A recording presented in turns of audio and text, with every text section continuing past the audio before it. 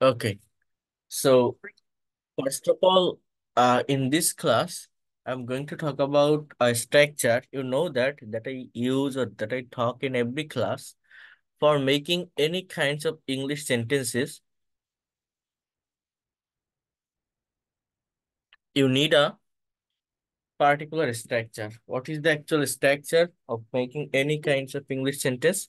For making any kinds of English sentences, we know that we use subject firstly, and in the place of subject, we use noun or pronoun. Noun or pronoun. Okay, so just wait a minute.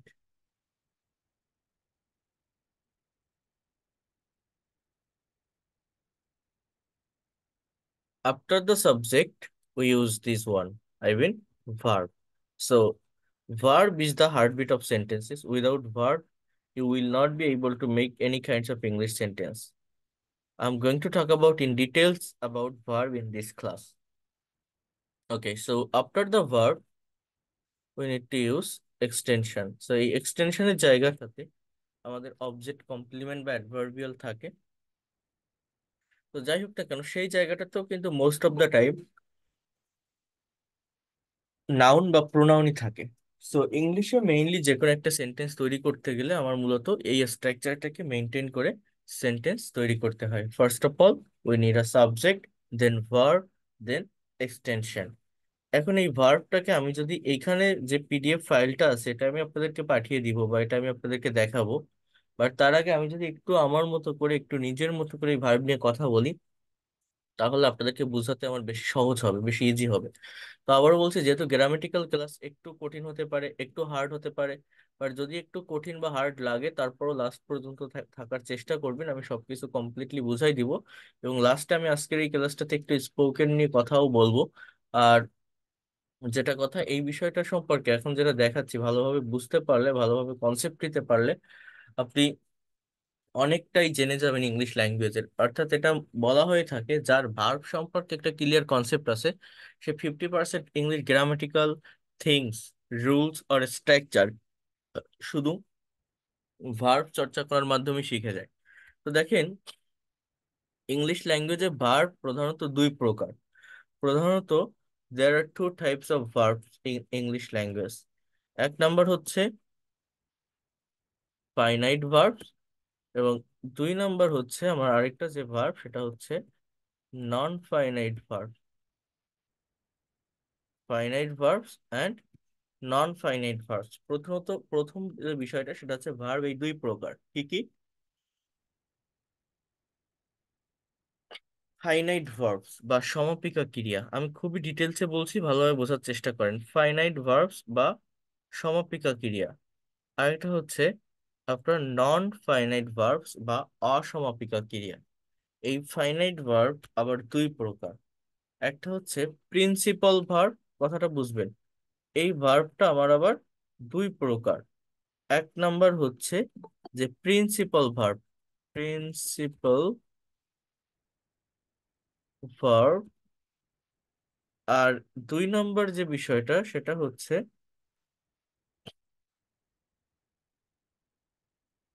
Auxiliary verb.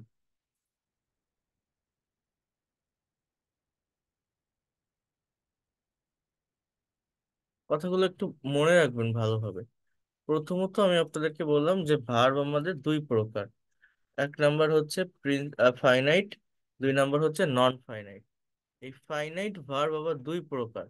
একটা হচ্ছে principal verb, আরেকটা হচ্ছে auxiliary verb.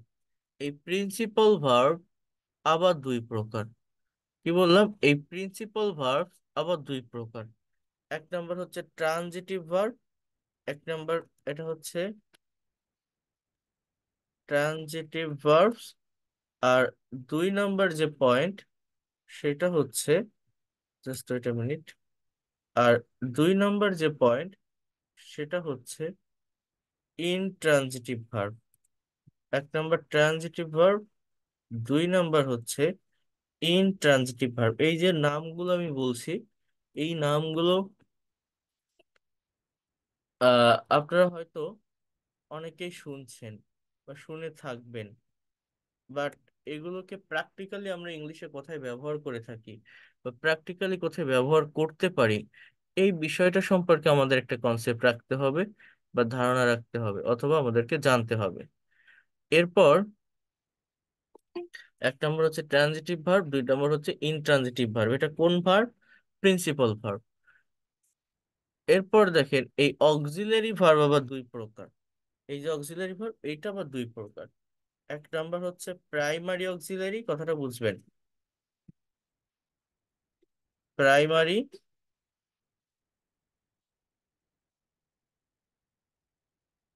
Auxiliary. আর দুই number হচ্ছে আপনার modal auxiliary. একটা হচ্ছে primary auxiliary, আরেকটা হচ্ছে মডাল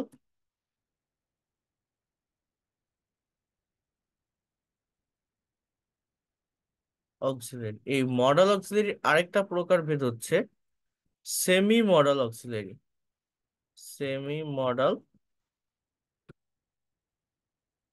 অক্সিলারি।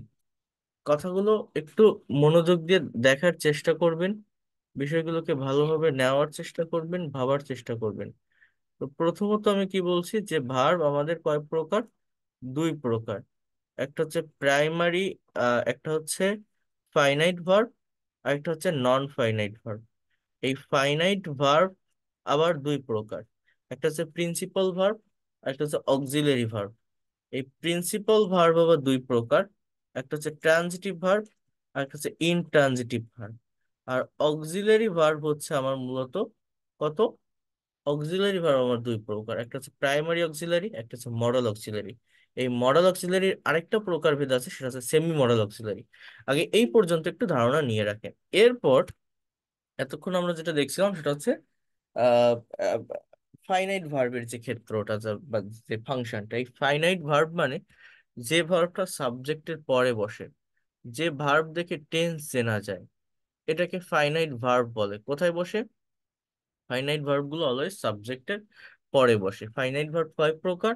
দুই প্রকার। ফাইনাইট ভার্ব দেখে টেন্স চেনা যায়, একটা হচ্ছে প্রিন্সিপাল ভার্ব, আর একটা হচ্ছে অক্সিলারি ভার্ব। এই যে ফাইনাইট ভার্ব দুই প্রকার, প্রিন্সিপাল আর অক্সিলারি, এর ভিতর প্রিন্সিপাল ভার্ব আবার দুই প্রকার, একটা ট্রানজিটিভ আর একটা ইনট্রানজিটিভ। আর অক্সিলারি ভার্ব আবার দুই প্রকার, একটা প্রাইমারি অক্সিলারি, একটা modal auxiliary. On the other hand, এই যে নন ফাইনাইট ভার্বস, এই নন ফাইনাইট ভার্ব হচ্ছে তিন প্রকার। এই নন ফাইনাইট ভার্বের প্রকার বের হচ্ছে তিনটা। এক নাম্বার হচ্ছে আপনার জেরান্ড, দুই নাম্বার হচ্ছে ইনফিনিটিভ, তিন নাম্বার হচ্ছে পার্টিসিপল। এই যে জেরান্ড, ইনফিনিটিভ, পার্টিসিপল, এর ভিতরে এই পার্টিসিপল আবার তিন প্রকার। এই পার্টিসিপল আবার তিন প্রকার। এক নাম্বার হচ্ছে প্রেজেন্ট পার্টিসিপল, দুই নাম্বার হচ্ছে, কথাটা একটু বুঝবেন, দুই নাম্বার হচ্ছে পাস্ট পার্টিসিপল, প্রেজেন্ট পাস্ট। আর তিন নাম্বারটা হচ্ছে মূলত আপনার perfect participle. Perfect participle, perfect participle. তাহলে টোটাল বিষয়টা আমি কি বললাম, যে আমাদের ইংলিশ ল্যাঙ্গুয়েজে ফাইনাইট ভার্ব দুই প্রকার, প্রিন্সিপাল এবং অক্সিলারি। প্রিন্সিপাল ভার্ব আবার দুই প্রকার, ট্রানজিটিভ, ইনট্রানজিটিভ। প্রিন্সিপাল ভার্ব দুই প্রকার, কি কি? Transitive, intransitive. অক্সিলারি ভার্ব আবার দুই প্রকার, মডাল অক্সিলারি এবং প্রাইমারি অক্সিলারি। এই মডেলের আরেকটা প্রকার হচ্ছে সেমি মডেল অক্সিলারি। এখন যাই হোক, ওভারঅল এই যে ফাইনাইট যে ভার্ব, এই ফাইনাইট ভার্বটা মূলত কি? যে ভার্বটা একটা সেন্টেন্সের সাবজেক্টের পরে বসে, যে ভার্বটাকে দেখে বোঝা যায় যেটা কোন টেন্সে লেখা আছে, অর্থাৎ যে ভার্বটা দেখে টেন্স চেনা যায়, যে ভার্বটা দেখে টেন্স চেনা যায়, যে ভার্বটা সাবজেক্টের পরে বসে, সেইটাকে আমরা ফাইনাইট ভার্ব বলি। আর নন ফাইনাইট ভার্ব হচ্ছে এদের চেহারাটা ভার্বের মতো, দেখা যায় যে জিনিসগুলো ভার্ব, কিন্তু actually as a part of speech ওই সেন্টেন্সে ভার্ব হিসাবে বসে না। কি হলো? ভার্ব হিসাবে বসে না, অর্থাৎ সেটা দেখতে ভার্বের মতো হলেও সেটা নাউন অথবা অ্যাডজেক্টিভের কাজ করে most of the time as a part of speech. হ্যাঁ, তো এই নন ফাইনাইট ভার্ব তিন প্রকার, জেরান্ড, ইনফিনিটিভ, পার্টিসিপল। এবং এই পার্টিসিপল আবার তিন প্রকার, প্রেজেন্ট, পাস্ট এবং পারফেক্ট পার্টিসিপল। তো তো ফার্স্ট অফ অল যদি একটু বোঝার চেষ্টা করেন বা দেখার চেষ্টা করেন, আমি যদি আপনাদের এরকম একটা সেন্টেন্স লিখে দেখাই, খেয়াল করেন। He sat in the restaurant to meet me to meet me. এখানে জাস্ট আমি একটা সেন্টেন্স লিখলাম। এই জায়গাটাতে দেখলেন আমি একটা সেন্টেন্স লিখলাম, সেটা হচ্ছে সে বসেছিল রেস্টুরেন্টে টু মিট মি, আমার সাথে দেখা করতে। বা টু মিট বলতে এখানে বোঝানো যায় যে আমার সঙ্গে দেখা করার জন্য সে রেস্টুরেন্টে বসেছিল। তো এই যে একটা সেন্টেন্স আমি লিখলাম, এই সেন্টেন্সের ভিতর আমার মূলত দুটো ভার্ব, একটা হচ্ছে হি এর পরে অর্থাৎ সাবজেক্টের পরে এই যে স্যাট, এই স্যাট শব্দটা একটা ভার্ব। আর একটা ভার্ব হচ্ছে যে MEET, মিট মানে দেখা করা বা সাক্ষাৎ করা, বাট এই মিটটা আছে এরকম একসঙ্গে, টু মিট, টু প্লাস বিয়ন, এটাকে বলা হয় মূলত ইনফিনিটিভ। অথবা এখানে এই টু মিট না বলে আপনি যদি এখানে জাস্ট বলতেন যে he sat in the restaurant meeting me, এরকমও যদি বলতেন মিটিং মি অর্থাৎ আমার সাথে দেখা করতে বা আমার সাথে দেখা করার জন্য সে রেস্টুরেন্টে বসেছিল, টু প্লাস ভিয়ন equal to verb plus I N G, এটা বসানো যায়। তো এইখানে যে সেন্টেন্সটা আমি লিখলাম, এই সেন্টেন্সটা মূলত আমার পাস্ট ইনডিফিনিট টেন্সের সেন্টেন্স। বুঝলাম কিভাবে? সিট মানে বসা, এর পাস্ট ফর্ম স্যাট, এটা দেখে অর্থাৎ ভার্বের ফর্ম। ভার্বের ফর্মটা এখানে বসছে কোথায়? ভার্বের ফর্মটা এখানে বসছে হচ্ছে মূলত আমার সাবজেক্টের পরে, এবং ভার্বটাকে দেখে কিন্তু আমি আইডেন্টিফাই করতে পারছি বা চিনতে পারছি যে এটা পাস্ট কি, এটা পাস্ট ইনডিফিনিট টেন্সের একটা সেন্টেন্স, যেহেতু সাবজেক্টের পরে যে ভার্বটা আছে সেই ভার্বটা হচ্ছে আমার এখানে পাস্ট ফর্মের ভার্ব আছে। কথাগুলো মনোযোগ দিয়ে একটু বোঝার চেষ্টা করেন। আর এই টু মিট, মিট মানে দেখা করা বা সাক্ষাৎ করা, টু মিট মানে দেখা করতে বা সাক্ষাৎ করতে, এরকম একটা মিনিং দেয়। এটা দেখা যায় বা এটা চেহারাটা ভার্বের মতো, but as a part of speech এটা ভার্ব না। ঠিক আছে, এটা একটা জেরান্ডের কাজ করে এখানে। এরপর আরেকটা বিষয় একটু বোঝেন, এই যে আমরা জেরান্ড ইনফিনিটিভ পার্টিসিপল বলি, এই জিনিসগুলো মূলত কি বা এটা কতটা ইম্পর্টেন্ট। দেখেন, ইংলিশ ল্যাঙ্গুয়েজ শিখতে গেলে আমাদের এই পার্ট অফ স্পিচের ফাংশন জানতে হবে। ইংলিশ ল্যাঙ্গুয়েজে টোটাল 8 প্রকার পার্ট অফ স্পিচ আছে: noun, pronoun, adjective, verb, adverb, preposition, conjunction, interjection. এই 8 প্রকার পার্ট অফ স্পিচের ভিতর সব থেকে ইম্পর্টেন্ট বা জিস্ট হচ্ছে নাউন, প্রোনাউন এবং ভার্ব। অর্থাৎ এই তিনটা পার্ট অফ স্পিচ না হলে সেন্টেন্স তৈরি করা যায় না, সেন্টেন্স গঠন করা যায় না। যে কোনো সেন্টেন্স তৈরি করতে গেলে আপনার নাউন, প্রোনাউন অথবা ভার্ব, এই তিনটার একটা অবশ্যই আপনার মানে তিনটাকে একসঙ্গে অবশ্যই আপনার ইউজ করতে হবে। এটাকে বাদ দিয়ে বাকি যে পার্ট অফ স্পিচ গুলো আছে, সেটা অ্যাডজেক্টিভ হোক, অ্যাডভার্ব হোক, প্রেপোজিশন, কনজাংশন, ইন্টারজেকশন, এগুলো হচ্ছে একটা সেন্টেন্সের বাড়তি অংশ। একটা সেন্টেন্সকে বাড়িয়ে বলে, রং চং করে, বিশেষায়িত করে, মডিফাই করে, একটা সেন্টেন্সে অতিরিক্ত ইনফরমেশন দেয়। বাট মেইনলি একটা সেন্টেন্স তৈরি করতে গেলে আমার সাবজেক্ট ভার্ব অবজেক্ট লাগে, এবং সাবজেক্ট ভার্ব অবজেক্টে মূলত নাউন, প্রোনাউন এবং এই যে ভার্বের কথা বলছি, এই ভার্বটাই থাকে, ভার্বটার ব্যবহারই হয়।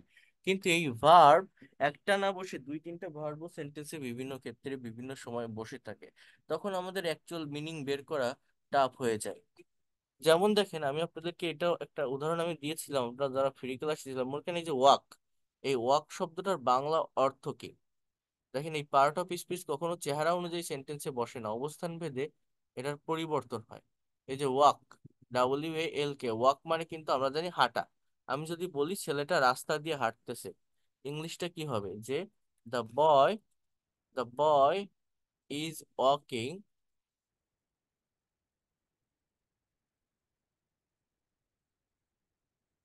On the road. কি লিখলাম? ছেলেটা রাস্তা দিয়ে হাঁটতেছে, the boy is walking on the road, the boy is walking on the road.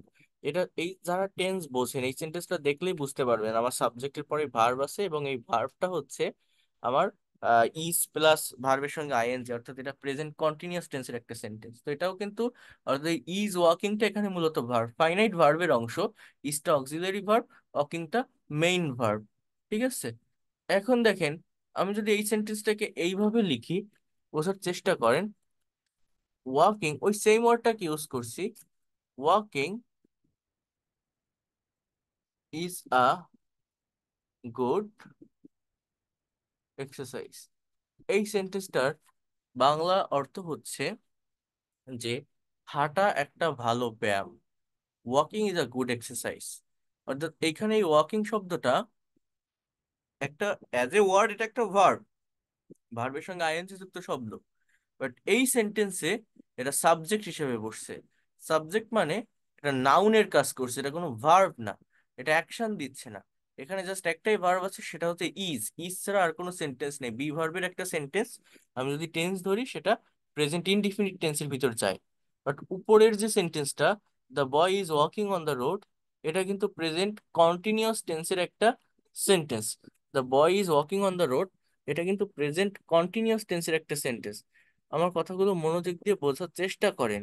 But নিচের এই সেন্টেন্সটায় আমার যে ওয়াকিংটা আমি লিখলাম, এই ওয়াকিংটা হচ্ছে আমার কি, আমার একটা নাউন, একটা সাবজেক্ট। আবার আমি যদি এইভাবে একটা কথা বলি, I saw a boy, I saw a boy,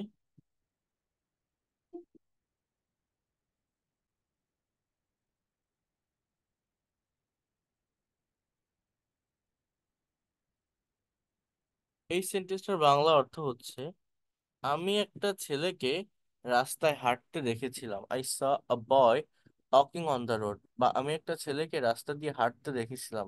C মানে দেখা, এর পাস্ট ফর্ম স। অর্থাৎ প্রত্যেকটা ইংলিশ সেন্টেন্সে সাবজেক্টের পরেই মূলত ভার্ব থাকে। ভার্বটাকে দেখলে বোঝা যায় এটা কোন টেন্স। যদি বোঝা যায়, তাহলে সেইটা মূলত আমাদের ফাইনাইট ভার্বের বৈশিষ্ট্য। বাট এই সেন্টেন্সে আরেকটা ভার্ব আছে, সেটা হচ্ছে walking. I saw a boy walking on the road. Saw একটা ভার্ব, আর একটা হচ্ছে ওয়াকিং।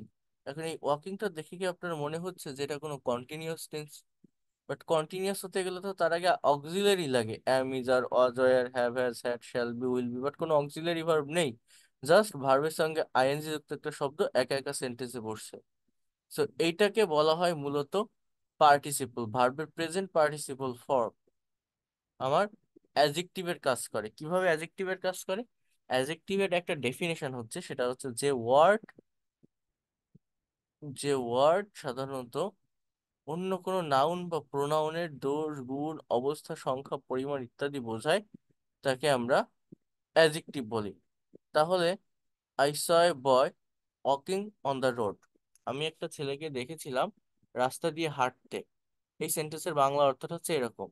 আবার walking is a good exercise, হাঁটা একটা ভালো ব্যায়াম, এই সেন্টেন্সের অর্থটা কিন্তু আরেক রকম। আবার the boy is walking on the road, ছেলেটা রাস্তা দিয়ে হাঁটতেছে, এই সেন্টেন্সটা কিন্তু আরেক রকম। অর্থাৎ একই ওয়ার্ড আমি ব্যবহার করছি, ওয়াকিং ওয়াকিং ওয়াকিং, বাট তিনটা সেন্টেন্সে তিনটা ভিন্ন পজিশনের কারণে, অর্থাৎ তিনটা সেন্টেন্সের পার্ট অফ স্পিচ পরিবর্তন হওয়ার কারণে আমার কিন্তু সম্পূর্ণ সেন্টেন্সের অর্থের চেঞ্জ হয়ে যাচ্ছে। অর্থাৎ the boy is walking on the road, এটা প্রেজেন্ট কন্টিনিউয়াস টেন্সের একটা sentence. Walking is a good exercise, এটা প্রেজেন্ট ইনডিফিনিট টেন্সের একটা sentence. I saw a boy walking on the road, এটা কি, পাস্ট ইনডিফিনিট টেন্সের একটা সেন্টেন্স। এই ওয়াকিং এর পরিবর্তে টু প্লাস ভিওন ইউজ করা যায়। যেমন two walk is a good exercise. Walk two walk is a two walk is a good exercise, হাঁটা একটা ভালো ব্যায়াম। অথবা এটাও করা যায়, আই স এ বয়, আমি একটা ছেলেকে দেখেছিলাম রাস্তা দিয়ে হাঁটতে। ওয়াকিং না বলে এটা বলা যায় যে to walk on the road, আমি রাস্তা দিয়ে হাঁটতে দেখেছিলাম। কোনো কিছু করতে, বলতে, লিখতে, চলতে, দিতে, নিতে টু প্লাস ভিয়নের ব্যবহার করা যায়। তাহলে আমি ওয়াকিং লিখছি বা টু ওয়াক লিখছি, যাই লিখি না কেন, আমি ওয়াক মানে তো হাঁটা, আমরা জানি যে walking is a good exercise, হাঁটা একটা ভালো ব্যায়াম। তাহলে আমি ওয়াকিংটা কেন লিখবো বা টু ওয়াকটা কেন লিখবো? আপনাদের মনে কি কখনো এই ধরনের কোশ্চেন আসে? আমি শুধু ওয়াক লিখতে পারবো না কেন, যে walk is a good exercise? Walk কেন লিখবো না? আমার এই ওয়াকিং বা টু ওয়াক কেন লিখতে হয় হাঁটা কথাটা প্রকাশের জন্য? এর কারণ হচ্ছে ওয়াক যে শব্দটা as a part of speech আমরা জানি এটা হচ্ছে একটা ভার্ব।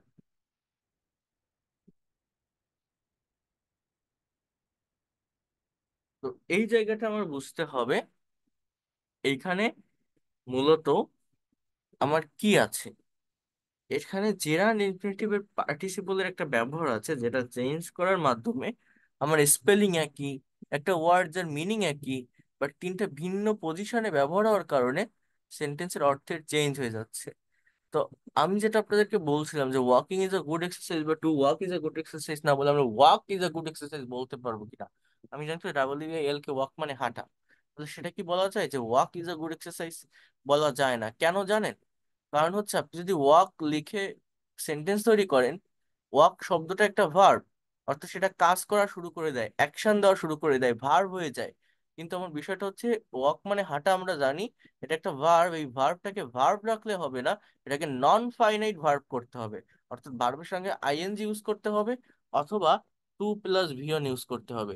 আমি যদি জাস্ট আপনাকে মানে ওয়াক দিয়ে যে বিষয়টা আপনাদেরকে দাঁড়াচ্ছে এই জায়গাটাতে, আমি যদি জাস্ট আপনাকে এইটুকুও বলি, এরকম একটা কথাও আমি যদি আপনাকে বলি, জাস্ট মনে করেন W A L K walk, এটাও কিন্তু আমার একটা সেন্টেন্স। ওয়াক বাংলা অর্থ কি? হাঁটো, চলো, দৌড়াও, রান। তো এটাও কিন্তু একটা সেন্টেন্স। অর্থাৎ এরকম শুরুতে একটা মেইন ওয়ার্ডকে বা হেড ওয়ার্ডকে বসানো যায় না। এই জন্য এই ওয়ার্ডটা মনে হলে, মানে ভার্ব মনে হলেও, এটাকে নন ফাইনাইট ভার্ব করে নিতে হবে, অর্থাৎ নাউন অথবা অ্যাজেক্টিভে রূপ দিতে হবে। অর্থাৎ এই সাবজেক্টের জায়গাগুলোতে পরিবর্তন করতে গেলে মূলত সাবজেক্টের জায়গায় আমার অ্যাজেক্টিভের ব্যবহার বেশি হয়, ইভেন অবজেক্টের জায়গায়, সরি, জেরান্ডের ব্যবহার বেশি হয়। কারণ সাবজেক্ট হিসেবে জেরান্ড বা নাউনই থাকে, আর অ্যাজেক্টিভের কাজ কি? অন্য আরেকটা নাউনকে মডিফাই করে। ভার্ব প্লাস আইএনজি যুক্ত শব্দ যদি কোনো সেন্টেন্সের শুরুতে দেখেন, একদম সাবজেক্টের স্থানে দেখেন, অথবা ভার্বের পর অবজেক্টের স্থানে দেখেন, তাহলে আমার সেই জায়গাটাকে আমার জেরান্ড বলা হয়, বা as a part of speech সেটা নাউন। আর অ্যাজেক্টিভের কাজ হচ্ছে অন্য আরেকটা ওয়ার্ডকে সাথে নিয়ে বসা, অন্য আরেকটা ওয়ার্ডকে মডিফাই করা বা বিশেষায়িত করা। যেমন মনে করেন, don't get into running train, চলন্ত ট্রেনে উঠো না। একটা ট্রেন চলতেছে, চলন্ত একটা অবস্থা, আপনি দৌড়াই গিয়ে ভিতরে উঠতে যাচ্ছেন, তো সেই কথাটা বলা হচ্ছে যে চলন্ত ট্রেনে উঠো না, don't get into running train. এই যে রানিং ট্রেন অর্থাৎ চলন্ত ট্রেন, এই রানিং শব্দটা মূলত অ্যাজেক্টিভ। অর্থাৎ ভার্বের প্রেজেন্ট পার্টিসিপল ফর্ম একা একা বসে। যেমন I saw a boy swimming in the pond, আমি একটা ছেলেকে রাস্তায় সাঁতার কাটতে দেখেছিলাম। আই স, আমি দেখেছিলাম, এই সি এর পাস্ট ফর্ম স, এটা মেইন ভার্ব। আ বয়, একটা ছেলেকে, এখানে লেখা আছে যে ওয়াকিং অন দ্য রোড, রাস্তা দিয়ে হাঁটতে। তাহলে এই যে ওয়াকিং অন দ্য রোড, এই ওয়াকিং শব্দটা হচ্ছে একটা প্রেজেন্ট পার্টিসিপল বা as a part of speech একটা adjective. As a part of speech এই ওয়াকিং শব্দটা একটা অ্যাজেক্টিভ। কথাটা মনোযোগ দিয়ে বোঝার চেষ্টা করেন। I saw a boy walking on the road, আমি একটা ছেলেকে রাস্তা দিয়ে হাঁটতে দেখেছিলাম।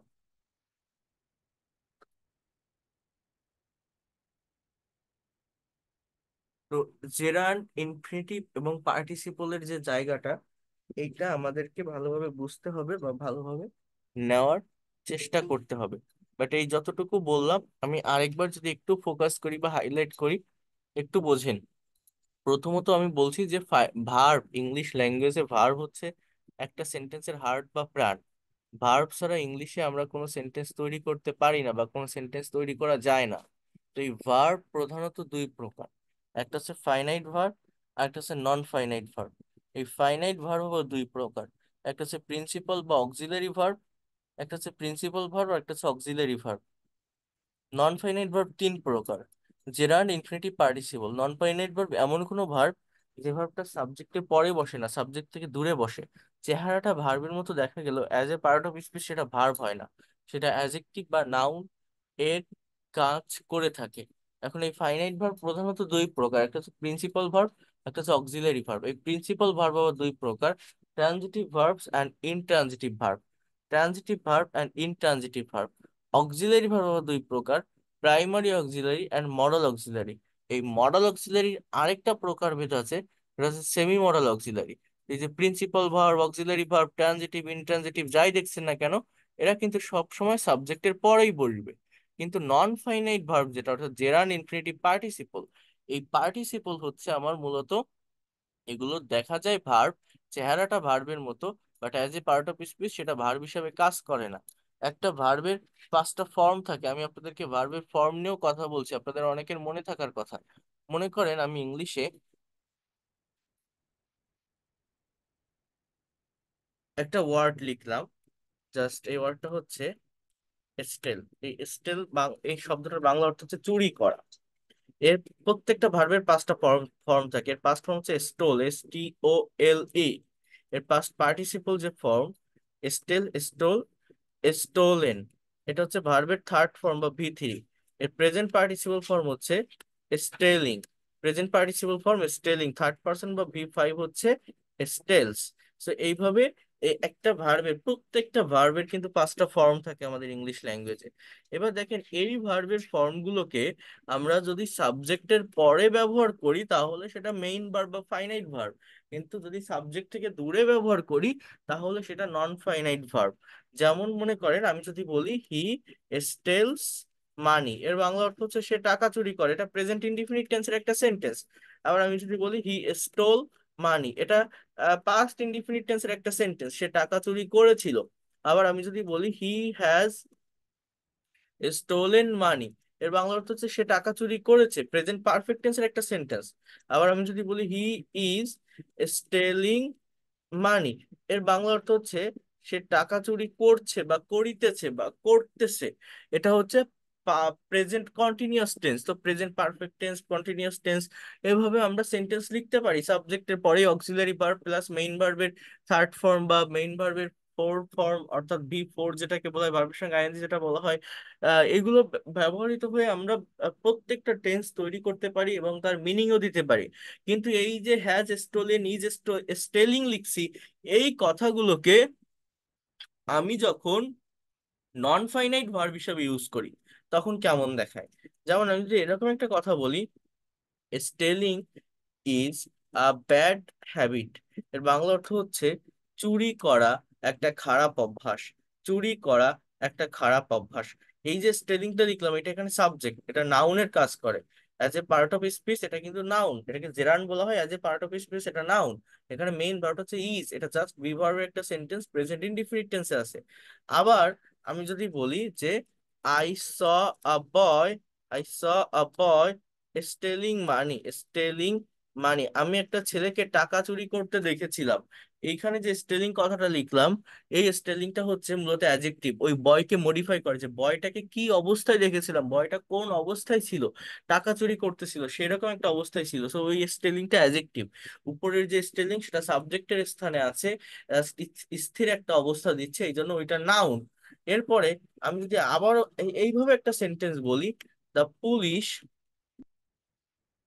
The police caught the thief with stolen money, কথাটা বলছেন, আমি কিন্তু স্টোলেনটাকে মেইন ভার্ব হিসেবে একবার ব্যবহার করছি, যে স্টিল এর পাস্ট পার্টিসিপল স্টোলেন, যেমন হি হ্যাজ স্টোলেন মানি, সে টাকা চুরি করেছে। বাট কোনো অক্সিলারি ভার্ব ছাড়া যদি এই V3 একা একা কোনো সেন্টেন্সে বসে, চেহারাটা ভার্বের মতো হলেও সেটা কিন্তু অ্যাকচুয়ালি ভার্বটা। যেমন উপরের সেন্টেন্সে সাবজেক্টের পরে এই ছটা মেইন ভার্ব, এরপরে এই যে লাস্টে যে সেন্টেন্সটা লিখলাম, পুলিশ চোরটাকে ধরেছিল চুরি করা টাকা সহ, দা পুলিশ কট দ্য থিপ, এই কট শব্দটা এখানে মূলত মেইন ভার্ব। ক্যাচের পাস্ট ফর্ম কট, এটা হচ্ছে পাস্ট ইনডিফিনিট টেন্স, এটা কিন্তু মেইন ভার্ব। সাবজেক্টের পরে আছে দ্য থিপ, চোরকে, উইথ স্টোলেন মানি, চুরি করা টাকা সহ। তাহলে এই যে স্টোলেন কথাটা, এটা মানিকে মডিফাই করছে। মানি, স্টোলেন মানি অর্থাৎ চুরি করা টাকা, এটা ভার্বের পাস্ট পার্টিসিপল ফর্ম। ভার্বের পাস্ট পার্টিসিপল ফর্ম আমার কিসের কাজ করে, as a part of speech, এটা কিন্তু অ্যাডজেক্টিভের কাজ করে। কেন অ্যাডজেক্টিভ? কোন একটা নাউনকে মডিফাই বা কোয়ালিফাই করে থাকে, অন্য আরেকটা ভার্বকে, সরি একটা নাউনকে মডিফাই বা কোয়ালিফাই করে থাকে। এই যে স্টোলেন বা এই যে স্টোলিং, এগুলো কিন্তু মেইন ভার্ব না, কারণ মেইন ভার্ব আমার সাবজেক্টের পরে থাকে, স বা কট, এইগুলো হচ্ছে মূলত আমাদের মেইন ভার্ব। তাহলে এই স্টেলিংটাকে বলা হয় ভার্বের প্রেজেন্ট পার্টিসিপল, এই স্টোলেনটাকে বলা হয় ভার্বের পাস্ট পার্টিসিপল। আর একটা হচ্ছে পারফেক্ট পার্টিসিপল। পারফেক্ট পার্টিসিপল কাকে বলে জানেন? হ্যাভিং প্লাস V3 যুক্ত শব্দকে মূলত পারফেক্ট পার্টিসিপল বলে। হ্যাভিং প্লাস V3 যুক্ত শব্দ, সেটা দেখতে কেমন? মনে করেন টাকা চুরি করেই চোরটা দৌড়ে পালালো, এরকম সেন্টেন্স। একটা কাজ করেই কেউ আরেকটা কাজ করলো, এখানে হ্যাভিং এর ব্যবহার হয়। এরপর ডিটেলস ক্লাস আছে। সো হ্যাভিং স্টোলেন মানি, টাকা চুরি করেই, having stolen money the thief, having stolen money the thief ran away, টাকা চুরি করেই চোরটা দৌড়ে পালালো। এই যে হ্যাভিং স্টোলেন মানি, এটা হচ্ছে জাস্ট একটা ফ্রেজাল ওয়ার্ড, এর ভিতর সাবজেক্ট ভার্ব নেই, একটা ফ্রেজ। দা থিপ এটা সাবজেক্ট, র্যান এটা ভার্ব, অ্যাওয়ে অর্থাৎ দা তিন, আপনি এই ক্লজটাকে আগেও আনতে পারেন, the thief ran away having stolen money. তাহলে বোঝার ট্রাই করেন, এই যে হ্যাভিং স্টোলেন মানি এটাকে বলা হয় ভার্বের পারফেক্ট পার্টিসিপল, এগুলো কিন্তু নন ফাইনাইট ভার্ব। এরপরে আছে স্টোলেন, এটা ভার্বের পাস্ট পার্টিসিপল, স্টেলিং এটা ভার্বের প্রেজেন্ট পার্টিসিপল। উপরে যে স্টেলিং এটা হচ্ছে দেখা যাচ্ছে ভার্বের মতো, বাট এটা সাবজেক্টের স্থানে আছে, এটা জিরান্ড আছে, পার্ট অফ স্পিচ, এটা নাউন। বাট এর উপরের যে হি ইজ স্টেলিং মানি, এই ইজ স্টেলিং এটা আমার ভার্ব, হি হ্যাজ স্টোলেন মানি, এই হ্যাজ স্টোলেন এটা আমার ভার্ব, প্রেজেন্ট পারফেক্ট টেন্স বা প্রেজেন্ট কন্টিনিউয়াস টেন্স বা দেখলেই চেনা যায়। বাট নন ফাইনাইট ভার্ব হচ্ছে ভার্বের এই ফর্মগুলো বসবে, স্টোলেন বা স্টেলিং এই ফর্মগুলো বসবে, বাট এগুলো সাবজেক্ট থেকে দূরে থাকবে, টেন্সটাকে ওইভাবে মেনটেন করে না, সেটাকে নন ফাইনাইট ভার্ব বলে। যেমন the police cat the thief with stolen money, having stolen money the thief ran away. তো আমাকে এবার আপনারা একটু বলেন, এই জেরান ইনফিনিটিভ পার্টিসিপল নিয়ে আপাতত যতটুকু কথা বললাম, আমাদের রাইটিং এর ক্লাসে এদের উপর আরো ডিটেলসে ক্লাস আছে, বাট আপাতত যতটুকু করলাম বললাম, একটুও কি কোনো ধারণা পেয়েছেন বা কনসেপ্ট পেয়েছেন এই জেরান ইনফিনিটিভ পার্টিসিপল নিয়ে? অ্যাটলিস্ট বুঝতে পেরেছেন? আমি কিন্তু ঠান্ডা মাথায় বলেছি, আস্তে আস্তে ধীরে ধীরে ব্যাখ্যা করেছি সবগুলো বিষয়।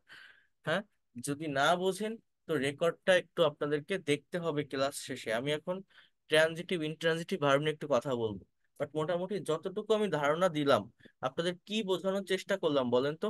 আমরা যে ভার্বটাকে ব্যবহার করি বা ভার্বের বিভিন্ন ফর্মকে ব্যবহার করি সেন্টেন্সে বা টেন্সের বিভিন্ন স্ট্রাকচারে, শুধু টেন্সের স্ট্রাকচারে না, এই ভার্বের বিভিন্ন ফর্ম পার্ট অফ স্পিচ হিসাবেও আমাদের একটা সেন্টেন্সের বিভিন্ন জায়গায় বসে চেঞ্জ হয়। সেই চেঞ্জ হওয়ার উপর ডিপেন্ড করে সেন্টেন্সের অর্থের নির্ভর করে যে সেন্টেন্সটা অ্যাকচুয়ালি কোন অর্থ দিচ্ছে। কেউ কি বুঝছেন যতটুকু যা দেখালাম? মোটামুটি জাস্ট অল্প একটু কোনো ধারণা পেয়েছেন? হ্যাঁ, হ্যাঁ, অল্প একটু ধারণা নিলেও হবে, কারণ এগুলো গ্রামাটিক্যাল থিংস, একটু হার্ড লাগতে পারে, একটু কঠিন লাগতে পারে, বাট এগুলো যদি আপনি না জানেন, এগুলো সম্পর্কে যদি পরিচিত না হন, এগুলো সম্পর্কে ক্লিয়ার কনসেপ্ট যদি না রাখতে পারেন, আপনি কখনো ইংলিশে প্রফেশনাল হতে পারবেন না, এক্সপার্ট হতে পারবেন না। আপনি রাইটিং এ যান, আপনি রিডিং এ যান, আপনি স্পিকিং এ যান, প্রচুর পরিমাণে আপনাকে নন ফাইনাইট ভার্ব ইউজ করতে হবে, জেরান ইনফিনিটিভ পার্টিসিপলে ব্যবহার করতে হবে। তাহলে এই বিষয়গুলো সম্পর্কে যদি ভালো কনসেপ্ট আপনি না রাখতে পারেন, সেখানে আপনি ভালো করতে পারবেন না।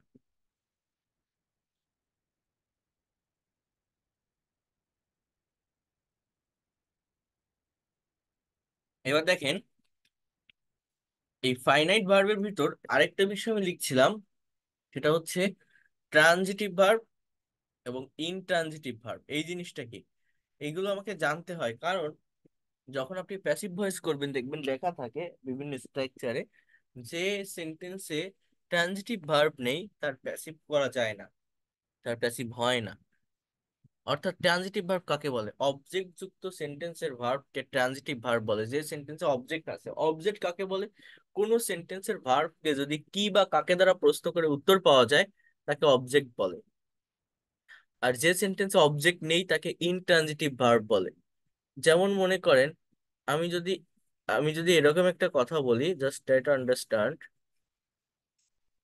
আমি যদি এরকম একটা কথা বলি, হি রিডস আ বুক, এর বাংলা অর্থ হচ্ছে সে একটা বই পড়ে, সে একটা বই পড়ে। সে কি পড়ে? বই পড়ে। আমি যদি এটাকে প্যাসিভ করি, করা যায় যে a book is read by him, a book is read, a book is read by him, সে বই পড়ে বা একটা বই তার দ্বারা পড়া হয়। কিন্তু আমি যদি এইভাবে একটা সেন্টেন্স বলি, কথাটা বলছেন, he reads a book in the open air, অর্থাৎ সে খোলা বাতাসের নিচে বা জাস্ট সে খোলা বাতাসে বই পড়ে। সে কি পড়ে, কাকে পড়ে না, সে কোথায় পড়ে? খোলা বাতাসে। হি reads a book in the open air. এখানে কিন্তু আমার কোনো অবজেক্ট নেই, অবজেক্ট কিভাবে পাই? কোনো সেন্টেন্সের ভার্বকে কি বা কাকে দ্বারা প্রশ্ন করলে অবজেক্ট পাই, কিন্তু কোনো সেন্টেন্সের ভার্বকে যদি কোথায় কখন কিভাবে দ্বারা প্রশ্ন করেন তার অবজেক্ট হয় না। যে সেন্টেন্সে অবজেক্ট হয় না সেই সেন্টেন্সের ভার্বকে মূলত ইনট্রানজিটিভ ভার্ব বলে। যেমন মনে করেন হি গোস টু স্কুল, এই সেন্টেন্সটা কেউ যদি আপনাকে লিখে দিয়ে বলে এটা প্যাসিভ করো, তো এটার কোনো প্যাসিভ হয় না, কারণ কি? এর অবজেক্ট নেই। হি গোস, সে যায়, কি যায় কাকে যায় উত্তর মিলাতে পারবে না, সে কোথায় যায়? স্কুলে যায়। অর্থাৎ এটা হচ্ছে অ্যাডভার্ব অফ প্লেস, সে কোথায় যায়। সো এই যে গোস যে শব্দটা, এটা কখনোই বা কোনোভাবে প্যাসিভ করা সম্ভব না। তো এই শব্দটা আমার কি? এটা আমার একটা ভার্ব। তো সেইভাবেই আমার এটাকে রাখতে হবে এবং বুঝতে হবে।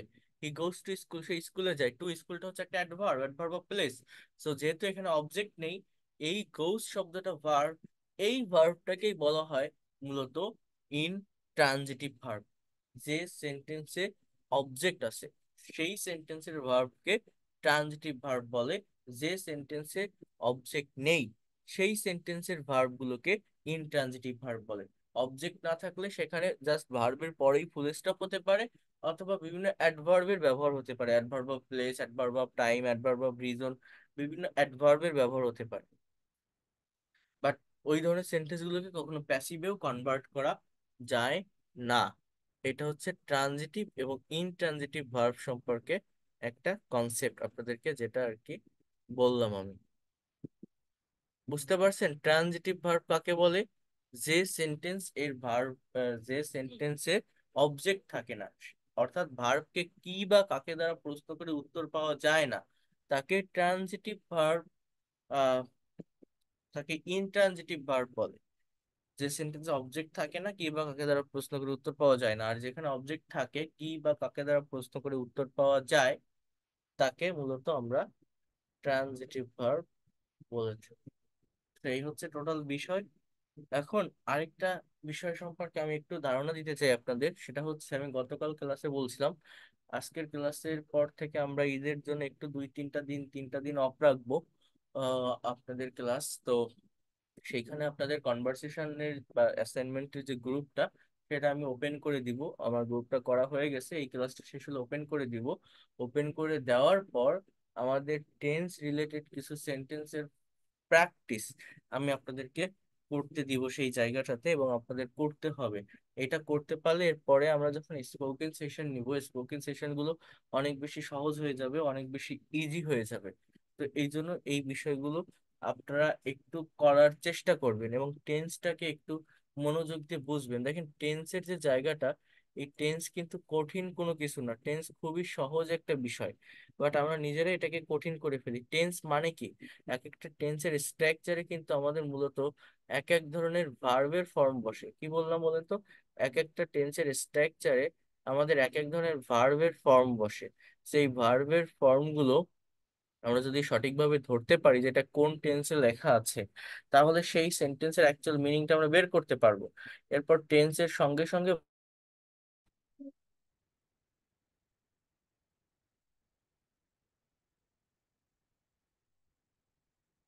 যে কোনো একটা সেন্টেন্সে আমার মেইনলি 3টা ভার্ব দেওয়া থাকে, এবং এই ভার্ব গুলো সম্পর্কে ক্লিয়ার কনসেপ্ট রাখতে হয়। তো 3টা ফর্ম দেওয়া থাকে, প্রেজেন্ট, পাস্ট এবং পাস্ট পার্টিসিপল, বাট টোটাল আমাদের ভার্বের ফর্ম হচ্ছে 5টা, এবং এই 5টা ফর্ম সম্পর্কে আমাদের ভালো একটা কনসেপ্ট রাখতে হবে। তো ভার্বের ফর্ম গুলো কেমন একটু খেয়াল করেন তো। Subject plus verb one plus object, অর্থাৎ V1 যদি বসে সেটাকে আমরা প্রেজেন্ট ইনডিফিনিট টেন্স বলি। কেউ কোনো কাজ রেগুলার ওয়েতে করে, প্রতিদিন করে, নিত্য নৈমিত্তিক করে থাকে, কোনো একটা কাজ প্রতিদিন হয়ে থাকে, এটাকে আমরা প্রেজেন্ট ইনডিফিনিট টেন্স বলি। পাস্ট ইনডিফিনিট টেন্স কাকে বলে? সাবজেক্টের পরে V2 অর্থাৎ ভার্বের পাস্ট ফর্ম বসলে তাকেই মূলত পাস্ট ইনডিফিনিট টেন্স বলা হয়। প্রত্যেকটা ভার্বের পাস্ট ফর্ম আছে, এই পাস্ট ফর্ম জানতে হয়, তা না হলে আমরা অতীতের কোনো কথা বা পাস্টের কোনো কথা সহজে ইংলিশে ডেসক্রাইব করতে পারি না। যেমন আই প্লেড ফুটবল, বাংলা অর্থ কি? আমি ফুটবল খেলেছিলাম। তাহলে সাবজেক্ট কিন্তু সাবজেক্টের জায়গায়, অবজেক্ট কিন্তু অবজেক্টের জায়গায়। টেন্সের স্ট্রাকচারটা মূলত কি? টেন্সের স্ট্রাকচার হচ্ছে মূলত ভার্বের ফরম্যাট চেঞ্জ, অর্থাৎ এক একটা টেন্সে এক এক ধরনের ভার্ব বসে আমাদের সেন্টেন্সে টাইমের চেঞ্জ হয়, সেন্সের চেঞ্জ হয়, অর্থের চেঞ্জ হয়। কথাটা বুঝবেন।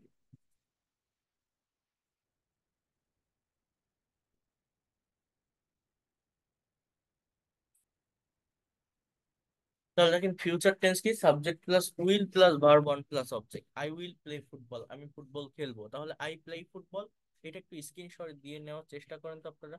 আই প্লে ফুটবল, আমি ফুটবল খেলি। আই প্লে ফুটবল, আমি ফুটবল খেলেছিলাম। আই উইল প্লে ফুটবল, আমি ফুটবল খেলবো। আমি ফুটবল খেলবো। হ্যাঁ, এরপর দেখেন প্রেজেন্ট কন্টিনিউয়াস টেন্সের স্ট্রাকচার হচ্ছে subject plus am is are, am is are plus ভার্বের সঙ্গে আইএনজি প্লাস অবজেক্ট। যেমন এখানে দেওয়া আছে দেখেন, আই এম প্লেইং ফুটবল, এটা কন্টিনিউয়াস কোনো সেন্স দিচ্ছে, অর্থাৎ আমি ফুটবল খেলিতেছি বা আমি ফুটবল খেলতেছি। এটা কোন সেন্স? কন্টিনিউয়াস একটা সেন্স দিচ্ছে যে আমি ফুটবল খেলতেছি বা আমি ফুটবল খেলিতেছি। কথাটা একটু বোঝার চেষ্টা করেন, কথাটা একটু বোঝার চেষ্টা করেন। পাস্ট কন্টিনিউয়াস হচ্ছে ওয়াজ ওয়ার, ওয়াজ ওয়ার, এটা হচ্ছে পাস্ট কন্টিনিউয়াস টেন্সের স্ট্রাকচার। যেমন আই ওয়াজ প্লেইং ফুটবল, আমি ফুটবল খেলছিলাম বা খেলতেছিলাম। ফুটবল খেলতেছিলাম, subject plus will be plus ভার্বের সঙ্গে I N G plus object. I will be playing football, আমি ফুটবল খেলতে থাকবো। আমি ফুটবল খেলতে থাকবো, অর্থাৎ ভবিষ্যতে কেউ কোনো কাজ করতে থাকবে। আই ওয়াজ প্লেইং ফুটবল মানে অতীতে কেউ কোনো কাজ করতেছিল। আই ওয়াজ প্লেইং ফুটবল, আমি ফুটবল খেলতেছিলাম। এরপর হচ্ছে প্রেজেন্ট পারফেক্ট টেন্স, হ্যাভ বা has plus V three plus object. যেমন আই হ্যাভ প্লেইড ফুটবল, আমি ফুটবল খেলেছি। এটা প্রেজেন্ট পারফেক্ট টেন্স, হ্যাভ বা has plus V three. Recently কোনো একটা কাজ সম্পন্ন হয়েছে, করা হয়ে গেছে, তার কোনো ফল বা রিয়েকশন এখনো আছে, তাকে আমরা প্রেজেন্ট পারফেক্ট টেন্সের সেন্টেন্স বলি। আপনার জাস্ট তিনটা ইনডিফিনিট, তিনটা কন্টিনিউয়াস আর প্রেজেন্টের পারফেক্ট, এই সাতটা টেন্স সম্পর্কে একটু কনসেপ্ট রাখবেন, এদের বাংলা অর্থটা জানবেন, এবং এইটাকে মেনটেন করে, এটাকে ডিপেন্ড করে আমি একটা পিডিএফ ফাইল দিব, সেখানে 500 এক্সাম্পল অফ টেন্স আছে, বাংলা প্রচুর এক্সাম্পল আছে, সেগুলো দেখে ইংলিশে কনভার্ট করার চেষ্টা করবেন। এইটা আমরা করতে পারলে এই জায়গাটা একদমই ক্লিয়ার হয়ে যাবে। পরে আমরা যখন স্পোকেনটা শুরু করব, অনেক ভালোভাবে আমরা স্পোকেনটা কাভার করতে পারবো বা শুরু করতে পারবো। সো নিজেরা একটু করে ফেলবেন। আমি ক্লাস রেকর্ড, পিডিএফ ফাইল সবকিছু আপনাদেরকে প্রোভাইড করব, পাঠিয়ে দিব। পাঠিয়ে দিলে অনেক ভালোভাবে একটু কাভার করার চেষ্টা করতে চেষ্টা করবেন আপনারা। আর দ্যাটস অল ফর